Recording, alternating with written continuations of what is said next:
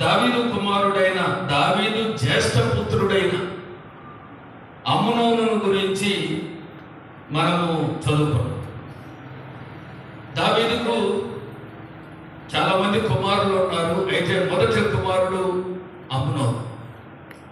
మొదటి కుమారుడు అంటే జ్యేష్ఠుడు అని అర్థం.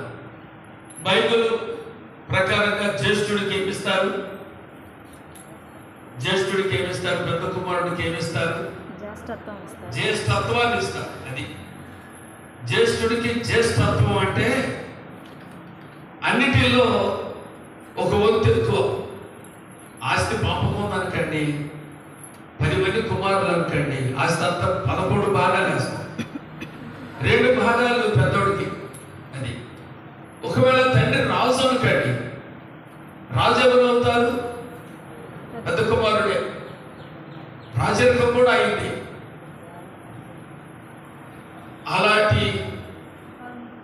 అలాంటి వాడు ఈ అమ్నోను. జ్యేష్ఠత్వాన్ని పొందాల్సినటువంటి వాడు. లేక దావీదు రాజరికం దిగిన తర్వాత, సింహాసనం దిగిన తర్వాత అమ్నోను సింహాసనం ఎక్కాల. వాస్తవం సింహాసనం ఎక్కటం కాదు కదా. మరి దేవుని దృష్టిలో చాలా దుర్మార్గంగా ప్రవర్తించినటువంటి వాడుగా మనము అమ్నోను చూస్తాం. అమ్నోను అంటే అర్థం ఏంటి అంటే నమ్మకమైన వాడు. అమ్నోను అంటే అర్థం ఏంటంటే నమ్మకమైన వాడు. ఈ అమ్నోను ఎవరంటే దావీదు కుమారుడు. దావీదు అంటే అర్థం ప్రియుడు అని అర్థం. ప్రియుడు. దావీదు వాస్తవంగా తన పేరుకు తగ్గట్లుగా దేవునికి ప్రియుడుగానే జీవించాడు. అయితే అమ్నోను నమ్మకమైన వాడని పేరు పెట్టుకున్నాడు, కానీ అపనమ్మకస్తుడుగా జీవించాడు. పేరు గొప్ప, ఊరు దెబ్బ అంటుంటారు. కొన్ని గ్రామాలు చూస్తే పెద్ద పేర్లు. కొత్తపట్నం, రామాపట్టణం, రామాయపట్టణం,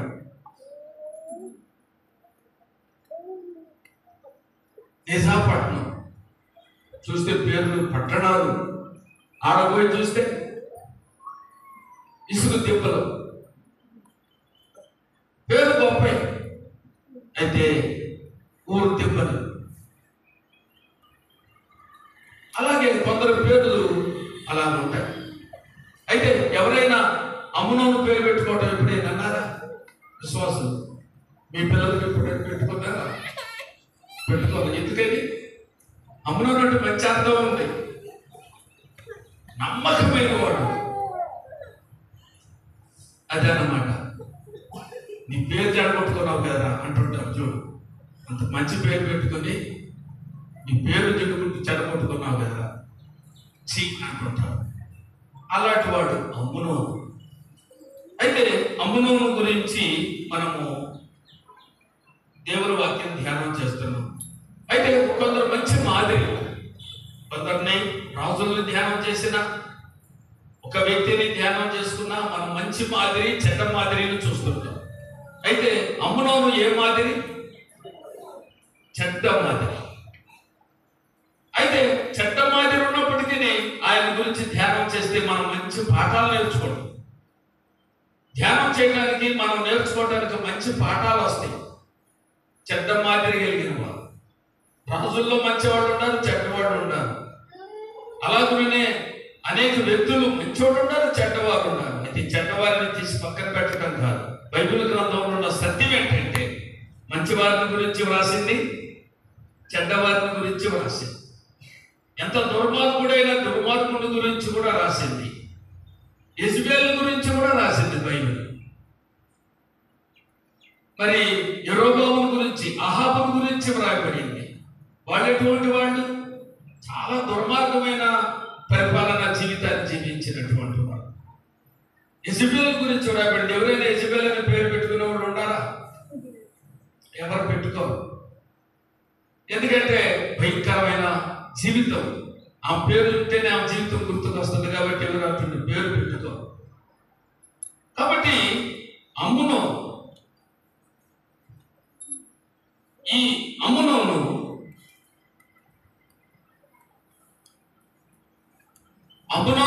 ఒక కుమారుడు దావీదుకి. అబషాలోము కూడా దావీదు కుమారుడు. అబషాలోము దావీదు కుమారుడు. అయితే అబషాలోము అమ్నోను ఏమవుతారు? అన్నదమ్ములు అవుతారు. అయితే అబషాలోముకు ఆయనకు చెల్లెలు ఉంది. ఆమె పేరు తామారు. ఆమె పేరు తామారు. తామారు అంటే అర్థం ఏంటి? దయానికి ఏమైనా గుర్తుందా?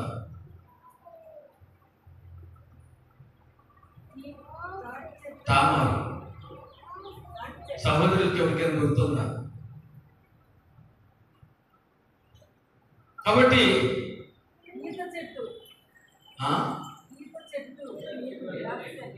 ఈత చెట్టు ఖర్జూరపు చెట్టు ఇవన్నీ ఒకే రీతిగా ఉంటాయి. అవి వాటికి చక్కని పళ్ళు పోస్తాయి, అవి తింటాం, తిన్నగా పెరుగుతాయి. కొబ్బరి చెట్టు, ఈత చెట్టు, ఖర్జూరపు చెట్టు, ఈ చెట్లన్నీ ఎలా పెరుగుతాయి అంటే తిన్నగా పెరుగుతాయి. మంచి సాదృశ్యం. అలాగుననే ఈ తామారు అనే అమ్మాయి కూడా చాలా అందగత్తె, సుందరవతి.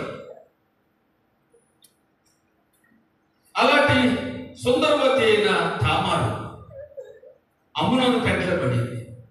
కంట్లో ఎందుకు పడదు? చెల్లిలేగా, పుట్టిన కాడి నుంచి వాడు అన్నా ఈమె చెల్లెలు కంట్లో పడేది. అయితే ఆమెను మోహించాడు. మోహిస్తే మోహపు చూపు పాత నిబంధన గ్రంథంలో జాగ్రత్తము పాపం చేస్తేనే, వ్యభిచారం చేస్తే పాపం. కొత్త నిబంధన గ్రంథంలో ఏ పాపం? మోహపు చూపు చూస్తేనే పాపం. అప్పుడే తన హృదయంలో పాపం చేసిన వాడగును అని ఉంది. అయితే వీడు అమ్మునోను ఆమె మీద మోహము పడ్డాడు. అలాంటి పరిస్థితుల్లో రోజు రోజుకి చిక్కుపోతున్నాడు. 4వ వచనంలో రాయబడింది, చిక్కుపోతున్నాడు. ఆయనకు ఒక స్నేహితుడు ఉన్నాడట, యెహోనాదాబు. ఆ స్నేహితుడు ఎవరంటే వారి పెదనాయన కొడుకే. అమ్మునోనికి పెదనాయన షమ్మా. దావీదు యెషై కుమారులు ఉన్నారు. యెహోనాదాబు, మూడవవాడు షమ్మా వస్తాడు. ఈ షమ్మా కుమారుడే యెహోనాదాబు. అతని గురించి వ్రాయబడింది, అతడు బహు కపటము గలవాడు. ఆ స్నేహితుడిని అడిగాడు. స్నేహితుడు వచ్చాడు ఇంటికి. ఏందిరా అమ్మునోను? ఆ మాట చూడండి, 4వ వచనం. రాజకుమారుడు అయిన నీవు నానాటికి చిక్కిపోవుటకు హేతువేమి? సంగతి నాకు తెలియచెప్పవా? నువ్వు ఎటువంటి సమస్య నాకు చెప్పి నేను తీరుస్తాను కదా. కపటం కలిగినోడు కాబట్టి, మంచోడు కాదుగా. కపటదారులుగా ఉండకూడదు. కపటము ఇతరులను కూడా మోసం చేస్తాడు. మంచి స్నేహం ఉండాలి. అమ్మునోనికి ఎటువంటి స్నేహితుడు ఉన్నాడు? పేరు తీసేయండి. కపటం కలిగిన వాడు ఉన్నాడు. మనకి స్నేహితులు మోసగాళ్ళు, కపటం కలిగిన వాళ్ళు, దుర్మార్గంగా జీవించేవారు, త్రాగుబోతులు, అటువంటి వాళ్ళు మనకు స్నేహితులుగా ఉండకూడదు. మంచివారు ఉండాలి. మంచి సత్ప్రవర్తన కలిగిన స్నేహితులు మనం ఎంచుకోవాలి. వీడు చెడ్డవాడు, వీడితో నేను స్నేహం చేస్తే నేను చెడిపోతాను అనే భయం దేవుని పిల్లలకై ఉండాలి. అందును బట్టి మన సహవాసం అయితే తండ్రితోనూ ఆయన కుమారుడైన యేసుక్రీస్తుతో కూడా ఉన్నది. కాబట్టి మనం సహవాసం, ఆదివారం నాడు మన సహవాసం అపోస్తుల బోధ యందును, 2వది సహవాసం అందును, 3వది రొట్టె విరుచుట యందును, నాలుగవది ప్రార్థన చేయుట యందును. ఈ 4 దేవుని పిల్లలు ఎప్పుడు కలిగి ఉండాలి. దేవుని వాక్యం, అపోస్తల బోధ అంటే, సహవాసం అంటే, ఆదివారం నాడు ఎక్కడున్నా, ఏ ఊర్లో ఉన్నా, ఏ పనుల్లో ఉన్నా దేవుని సన్నిధికి వచ్చి దేవుని ఆరాధించ. అది సహవాసం. ఆదివారం దేవుని పిల్లలతో సహవాసం చేస్తే వారమంతా దేవుడు మంచి సహవాసంగా దేవుడు కాపాడతాడు. దేవుని బిడ్డలారా, అలాంటి సహవాసంలో మనకి ఎన్నో మేళ్లు మనం పొందుతాం. నేను ఇంకొక మాట మర్చిపోయాను, ప్రకటనలు. ఈ మధ్యలో మన సహోదరుడు ఆనందరావుకి కళ్ళు తిరిగి పడిపోయాడు. మరి కళ్ళు తిరిగి పడిపోయాడు, అతను స్పృహ లేకుండా పోయింది. ఆ సంగతి ఇక్కడ ఉన్న వాళ్ళకి ఎంతమందికి తెలుసు? మీరు చేతులు చూపిస్తారు. ఎవరికి తెలియదా?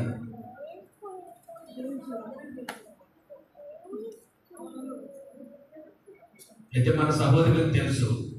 అయితే చేతికి ఏమైందోనని చేయట్లేదు. అయితే మాకు ఒక మాట చెబితే బాగుండేది. సహోదరుడు వచ్చి మాకు చెప్పేదాకా తెలియదు. అప్పటికప్పుడు ఆయన హాస్పిటల్ తీసుకెళ్ళి సెలైన్ ఎక్కించి ట్రీట్మెంట్ చేస్తే మరలా ఆయన స్పృహ వచ్చిందంట. దేవుడు కాపాడి. తెలిసినటువంటి మీకు కూడా అలాంటి పరిస్థితి ఏర్పడింది అనుకోండి, ఎవరు చెప్పలేకపోతే, మేము ప్రార్థన చేయకపోతే, సహోదరుడికైతే మేము ప్రార్థన చెప్పిన దేవుడు కనికరించాడే. మరి ఐక్యత అంటే ఏదన్నా సమాచారం వెంటనే వస్తే దేవుని సేవకురాలకి చెబితే వెంటనే మేము ప్రార్థన చేస్తాం, చేయిస్తాం. మనకు ప్రార్థన చేసే టీములు ఉన్నాయి. పలానా గంటకు పలానా వాళ్ళు వస్తారు అని వెంటనే మేము వాళ్ళకి చెప్పి మేము ప్రార్థన చేపిస్తాం. మరి ఆ విషయంలో చాలా బాధ కలిగింది మాకు. అలాంటి ఆ విధంగా కపటం కలిగి ఉండిపోకండి. మంచి మనసు కలిగి ఉంటే చాలా బాగుంటుంది. సరే, దాన్ని తొలగించేస్తాం. కపటం అన్నందుకు గుర్తుకొచ్చిందేమో బహుశా నాకు. అయితే ప్రభునందు ప్రియులారా, యెహోనాదాబు ఎటువంటి వాడట? మామూలు కపటం కాదు, బహు కపటం కలిగిన వాడు అని రాయబడింది. అయితే 32వ కీర్తనలో ఏమో రాయబడింది? 32వ కీర్తన 5వ వచనంలో చూస్తే, 32వ కీర్తన 5వ వచనంలో అయ్యా 2వ వచనం, యెహోవా చేత నిర్దోషి అని ఎంచబడిన వాడు, ఆత్మలో కపటము లేనివాడు ధన్యుడు. దేవుడి చేత నిర్దోషి అనిపించుకోవాలన్నా, మనుషుల దృష్టిలో మంచివాడు అనిపించుకోవచ్చు, కానీ దేవుని దృష్టిలో కూడా మనం మంచివాడుగా ఉండాలి. ఆత్మలో కపటము లేనివాడు. కపటం కూడా చాలా భయంకరమైన పాపమే. అది తమను మోసం చేస్తుంది, ఇతరులను కూడా మోసం చేస్తుంది. కపటం అనేది తను బాగుండాలి, ఇతరులు చెడిపోవాలని కోరుకునేదే కపటం. అలాంటి కపటం కలిగిన స్నేహితుడు ఉన్నాడు. ఎవరికి? అమ్నోనుకి. అమ్నోను సంగతి చాలా మందికి తెలియదు. అమ్నోను సంగతి ఎవరు ప్రకటన చేయడం, వాక్యం చెప్పడం కూడా కష్టమే ఆయన గురించి. అయితే దేవుని బిడ్డలారా, ఆయన వచ్చి అడుగుతున్నాడు, ఏందిరా నువ్వు రోజు రోజుకి చిక్కిపోతున్నావు? నువ్వు రోజు రోజుకి ఇలాగ అయిపోతున్నావేంది? రాజకుమారుడు అయినా నీవు నానాటికి చిక్కిపోవటానికి కారణమే రాజకుమారుడికి తక్కువేంటి? ఏం కొదువా? దేశం అంతా వాళ్ళదేగా. నీకు తినడానికి తక్కువ, ఉండడానికి తక్కువ, ఏమైందిరా నీకు అంటే చెప్పాడు. అబ్షాలోము చెల్లెలు నేను మోహించాను. ఆయన స్కెచ్ గీసి ఇంట చేసేలా పని అయిపోతుంది అని చెప్పాడు. చేశాడు. ఆ అమ్మాయిని పాడు చేశాడు. పాపంలో పడిపోయి దావీదు కుటుంబానికి పెద్ద షాక్. చెల్లెలతో పాపం చేసిన అటువంటి వాడు అమ్మును. మంచి యవనస్తుల కాలంలో ఉన్నటువంటి. కాబట్టి ఎందుకు అలాంటి ఆలోచనలు వచ్చినాయంటే అక్కడ వ్రాయబడింది, ఆమె నేను మోహించి ఉన్నాను అని అన్నాడు. మోహపు చూపు, మోహపు